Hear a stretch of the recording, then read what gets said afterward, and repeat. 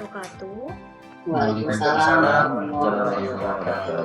Alhamdulillah hari ini kita berkumpul dalam acara diseminasi pendidikan multikultural. Untuk pematerian hari ini akan disampaikan oleh Pak Ade Jalaluddin. Pak Ade Jalaluddin, mangga. Baik, terima kasih Bu Ida. Bismillahirrahmanirrahim. Assalamualaikum warahmatullahi wabarakatuh. Waalaikumsalam warahmatullahi wabarakatuh. Yang pertama, pertanyaan yang terbersit dalam benak kita, apa itu multikultural? Mungkin secara garis besar, multikultural itu adalah pengakuan terhadap realitas keragaman kultural, baik mencakup keberagaman tradisional maupun keberagaman bentuk sosial kehidupan yang terus bermunculan di setiap tahap sejarah kehidupan masyarakat. Jadi pengakuan terhadap martabat manusia yang hidup dalam komunitasnya dengan kebudayaannya masing-masing yang unik. Itu secara bahasa dari multikultural itu sendiri. Sedangkan jika dikaitkan dengan pendidikan, maka pendidikan multikultural itu bisa diartikan proses pendidikan yang diimplementasikan pada kegiatan pembelajaran di satuan pendidikan yang selalu mengutamakan unsur perbedaan sebagai hal yang biasa yang implikasinya pada peserta didik untuk terbiasa dan tidak mempermasalahkan adanya perbedaan secara prinsip untuk bergaul dan berteman dengan siapa saja tanpa membedakan latar belakang budaya, suku bangsa, agama, ras maupun adat istiadat yang ada. Prinsipnya, secara garis besar pendidikan multikultural itu pendidikan yang dapat menghargai perbedaan sehingga dengan perbedaan tersebut tidak menjadi sumber terjadinya konflik dan perpecahan di tengah-tengah masyarakat. Kita tahu kejadian-kejadian di Sampit, Poso dan sebagainya itu karena memang masyarakat tidak memahami dan tidak menghargai perbedaan yang ada. Lalu pendidikan yang mengedepankan sikap saling menghormati dan menjunjung tinggi toleransi sehingga menjadi keberagaman yang dinamis dan menjadi jati diri bangsa yang diharapkan. Dan pendidikan yang didasarkan pada nilai keadilan sosial dan persamaan hak dalam memperoleh pendidikan tidak boleh membeda-bedakan etnis, ras, dan yang lainnya. Sementara itu dimensi pendidikan multikultural ada content integration, ini menurut pendapat beberapa ahli, yaitu pendidikan yang mengintegrasikan dalam kurikulum. Jadi content integration, jadi pendidikan multikultural yang dimasukkan ke dalam kurikulum yang melibatkan keragaman dan dalam satu kultur pendidikan. Lalu ada yang disebut dengan knowledge construction, yaitu konstruksi ilmu pengetahuan dengan diwujudkan dengan mengetahui dan memahami secara komprehensif keragaman yang ada di masyarakat. Ada yang disebut dengan equitable pedagogi, yaitu pedagogi kesejahteraan manusia yang memberikan ruang serta kesempatan yang sama kepada setiap elemen masyarakat. Dan ada prejudice reduction, itu pengurangan prasangka. Dan yang kelima ada empowering school culture and social sector, itu pemberdayaan kebudayaan sekolah. Selanjutnya, apa tujuan pendidikan multikultural? Intinya, semua lembaga pendidikan yang ada, peranan sekolah atau lembaga pendidikan, itu memandang keberadaan peserta didik yang beraneka ragam. Tidak membeda-bedakan ras, etnik, kelompok agama, dan sebagainya. Secara struktur sosial sama, sehingga membantu peserta didik dalam membangun ketergantungan lintas budaya dan memberi gambaran positif tentang perbedaan kelompok dan etnisnya. Lalu bagaimana dengan relevansinya dengan dunia pendidikan Islam? Karena kita tahu bahwa istilah multikultural itu dibawa di Amerika. Kalau di Indonesia mungkin istilahnya multi budaya. Ketika agamanya banyak multi agama, ketika rasnya banyak multi ras. Karena ini datangnya dari Eropa, dari Amerika, maka disebut dengan multikultural. Jadi relevansinya dengan dunia pendidikan Islam bagaimana? Sangat sejalan dengan pendidikan Islam.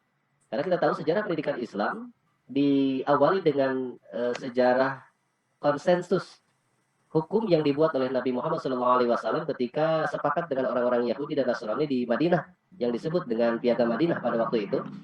Di dalam Piagam Madinah sendiri, Rasulullah menyepakati berbagai macam pasal, sebanyak 47 pasal yang Rasulullah sepakati dengan orang Yahudi dan Nasrani tentang politik, hukum, ekonomi, budaya, ras, dan sebagainya.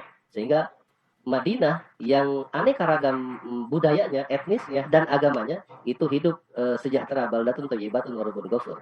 Itu dasarnya. Yang kedua, juga surat Al-Hujurat ayat 13.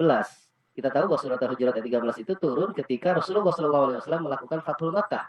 Ketika Rasulullah dengan para sahabat Fathul Makkah membuka kota Makkah, Bilal, yang kita tahu Bilal sahabat yang kulitnya sangat hitam legam, dia mengundangkan azan. Dia azan di Ka'bah, lalu ada beberapa masyarakat Makkah yang menghina. Apa tidak ada lagi orang yang pantas untuk azan, untuk memanggil kita sholat? Orang gagak burung hitam seperti ini memanggil kita sholat, kata orang-orang Mekah. Dan orang lain menimpali, kalau memang Allah tidak suka, pasti Allah menggantinya dan Rasul menggantinya. Tapi kan ternyata tidak. Maka turunlah surat Al-Hujurat ayat 13 yang memandang bahwa bukan warna kulit dan bukan suku bangsa yang memuliakan seseorang, tetapi ketakwaanlah yang mulia itu. Itu latar belakang sejarahnya. Dan yang berkuat oleh hadis Nabi Muhammad SAW, kata Rasulullah, Innallaha la yanzuru ila suwarikum wa amwalikum walakin yanzuru ila qulubikum wa amalikum. Allah tidak melihat rupamu, Allah tidak melihat hartamu, tetapi yang Allah lihat adalah hatimu dan amal perbuatanmu. Mungkin itu sekilas bahan diskusi kita ke depan. Mudah-mudahan ada manfaatnya. Maka moderator pilih ayat perterusan dan final orang diskusi kesasaran. Terima kasih Pak Ade. Sekarang kita buka sesi diskusi. Oh ya, silahkan Pak Denny. Yang dijadikan dasar dari pendidikan multikultural itu adalah Piagam Madinah dan juga surat Al-Hujurat ayat 13. Itu yang banyak didengung-dengungkan ya. Tapi kita harus mengingat juga ya, bahwa Piagam Madinah itu yang membuat kesepakatannya itu adalah di dalam kerangka sebuah daulah. Jadi wajarlah kalau misalnya negara Islam yang berdasarkan Al-Quran dan Sunnah kemudian membuat sebuah Piagam Madinah untuk melindungi entitas Yahudi, Nasrani, dan yang lainnya. Ini pantas ya. Tapi kalau misalkan di kita, di Indonesia, nah, ini kadang-kadang ada tirani minoritas ya. Nah, ini penerapannya memang kadang-kadang atau misalnya kurang relevan kalau misalnya hanya Piagam Madinah. Kemudian Al-Hujurat itu kan membeberkan fakta bahwa memang kita itu berbeda. Gitu. Kita itu tidak sama. Tapi yang saya ini kan misalkan begini, harusnya ada referensi lain, itu misalkan sudah Al-Kafirun ya. Dari situ sudah jelas lakum dinukum waliyadin. Nah, itu sudah terpisahkan. Jadi walaupun multikultural, kita menghargai multikultural, tetapi kita harus dalam bingkai apa? Satu, bingkainya bingkai Islam. Yang kedua, bingkainya adalah memisahkan mana yang termasuk peribadatan, mana yang termasuk sosial. Oke lah, multikultural kita sepakati itu untuk sosial, gitu ya. Tapi untuk keagamaan kadang-kadang kita kan di Indonesia sekarang ini ya begitu. Kita harus doa bersama semua agama gitu kan. Itu bukan lakum dinukum waliyadin begitu. Terima kasih Pak Dedi atas tanggapannya luar biasa. Tambahan ilmu buat saya. Mudah-mudahan nanti kita bisa menggali kembali. Itu salah satunya dari surat Al-Hujurat dan mungkin masih banyak ayat-ayat Al-Quran yang lain yang bisa kita jadikan rujukan. Terima kasih tambahannya. Silakan tadi pilih dulu yang terlebih dahulu, Raisen.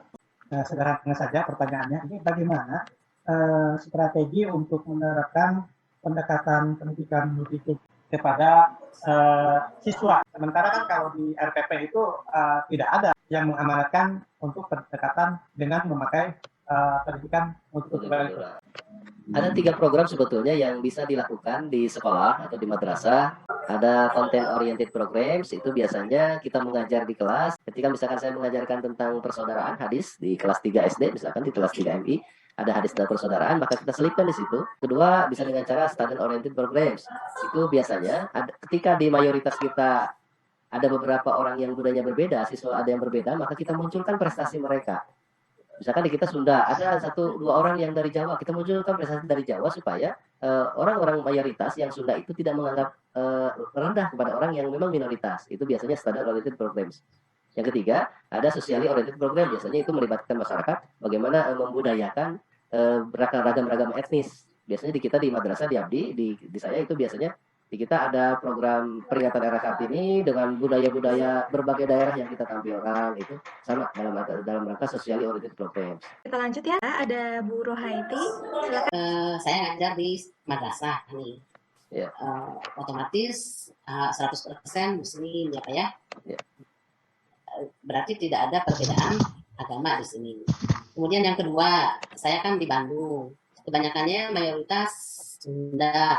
Berarti juga tidak ada perbedaan etnis di sini. Kira-kira penekanannya ketika kita mengajarkan atau menyampaikan pendidikan multikultural, aspek apa yang disoroti ya Pak ya? Cuma itu mungkin. Terima kasih atas penjelasannya. Baik, terima kasih Ibu Rohaiti, guru saya. Mungkin Bu, tambahannya mungkin ketika di kita memang mayoritas homogen, misalkan kita agamanya Islam, tapi mungkin kita lebih ke dalam Islamnya.